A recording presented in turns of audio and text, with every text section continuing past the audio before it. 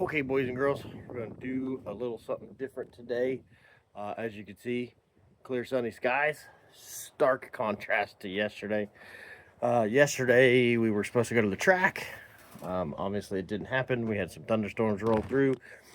The makeup day is usually Sunday, but Scooby has already posted that's a no go. So, you guys are joining me in my homemade tractor shack.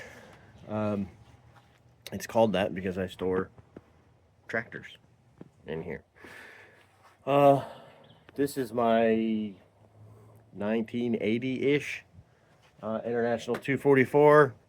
We're not working on that today. I'm still trying to find all the parts I think I need. Uh, Cylinder head, gasket set, fuel pump rebuild kit, and a water outlet. That seems to be the hard thing to find. But she's a 3-cylinder diesel, and we'll get to it one day. Today, we're going to get after this thing. This I got from Justin and Hannah. They own the shop that I work for. Long story short, this was their mower. Hannah got very, very pregnant after putting a hole in the deck. I welded up the deck for them and we rebuilt it. Got it ready to go in. She found out she was very pregnant. She was very sick during the pregnancy and wasn't doing the mowing. Justin was running the shop and trying to keep her healthy. So they were paying a guy to do their mowing. Hannah has since given birth to a beautiful baby girl, and they like not mowing, so they're continuing to pay that guy, and I got told to pull this out of the yard. So it has been sitting under a tree shaped like that for, I don't know, man, it's probably been 2 years since I welded up that deck, so it's at least that long. At least a year and a half, 2 years this thing's been sitting, no fuel in it. Here's what I know about it. Hannah told me every time she's ever started it, it's had to be jump started. Fresh battery, not fresh battery, doesn't matter. It has to be jumped.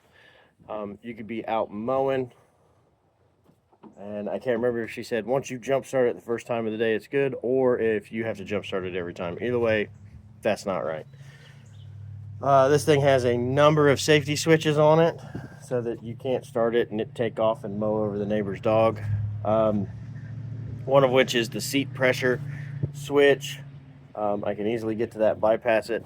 The other one is a emergency brake or parking brake switch, and that's a problem.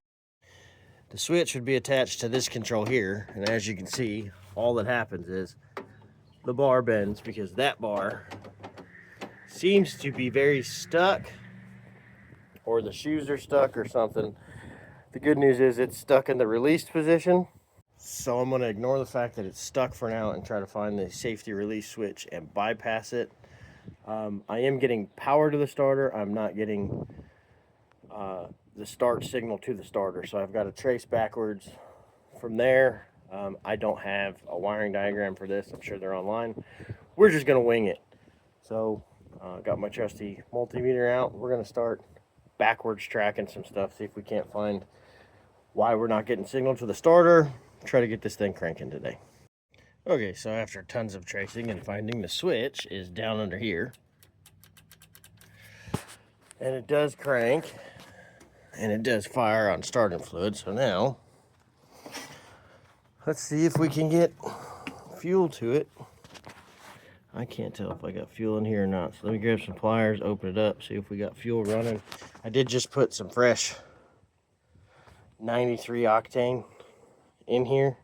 Way too good for this mower. But it's left over from that. So let me grab some pliers, see if we got fuel. Alright, so yes, we're getting fuel to here, through here.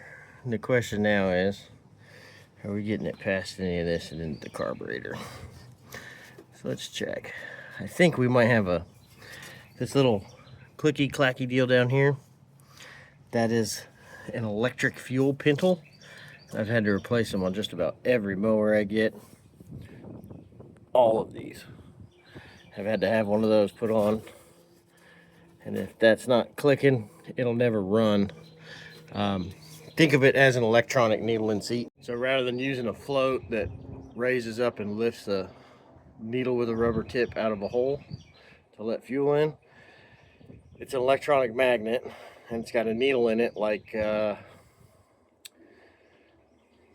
think of it like a electric Edelbrock, but it seals completely instead of just slowing down the fuel. It will, when it clicks, it opens.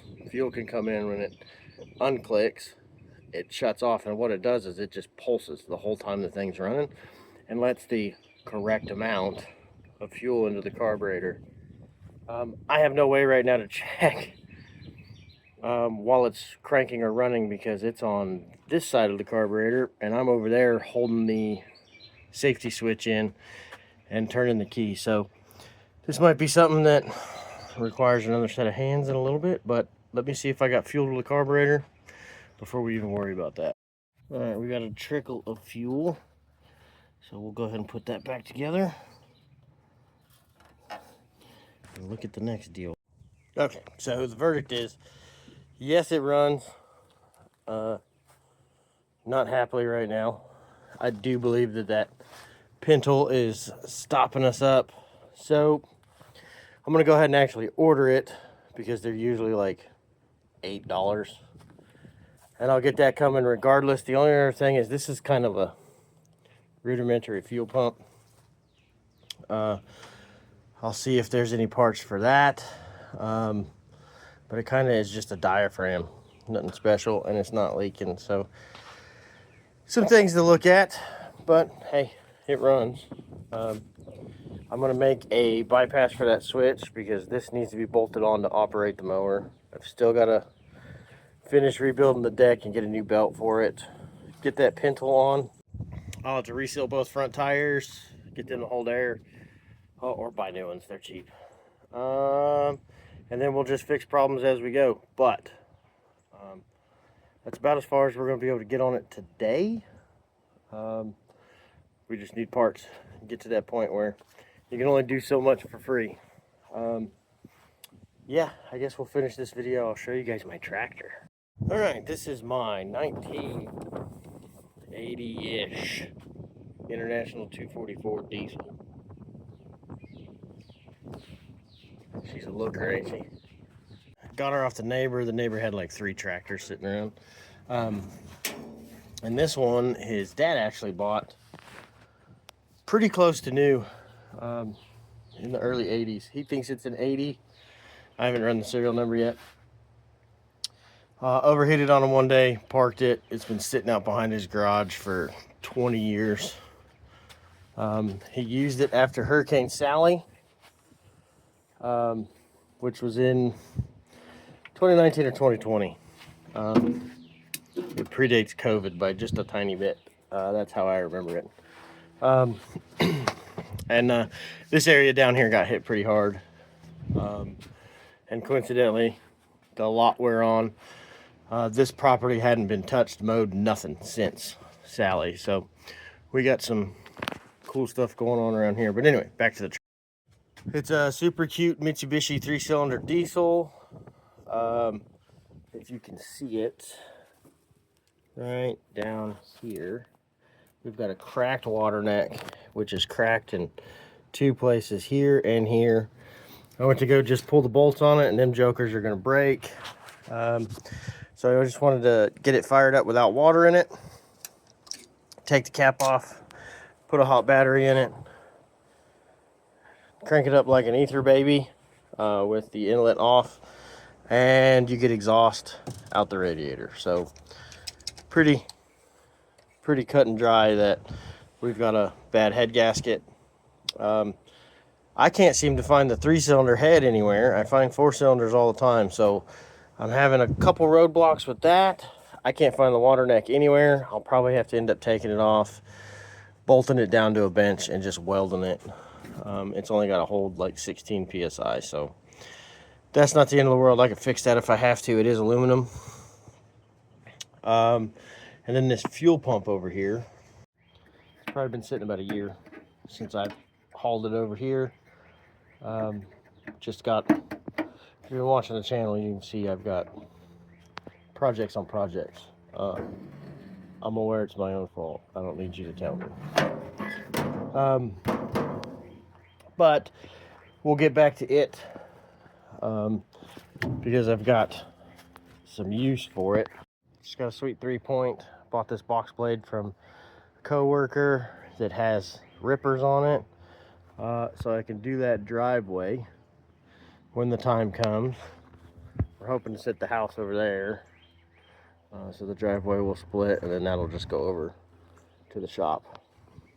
But yeah, that's probably the least automotive video I've done in a long time. So, but that's what we're up to today, is just fixing tractors and lawn equipment. So, hope you all enjoyed it. Hope you all stuck around. If you did, you're a real one. I know this is an automotive content channel, and we kind of strayed a little bit today.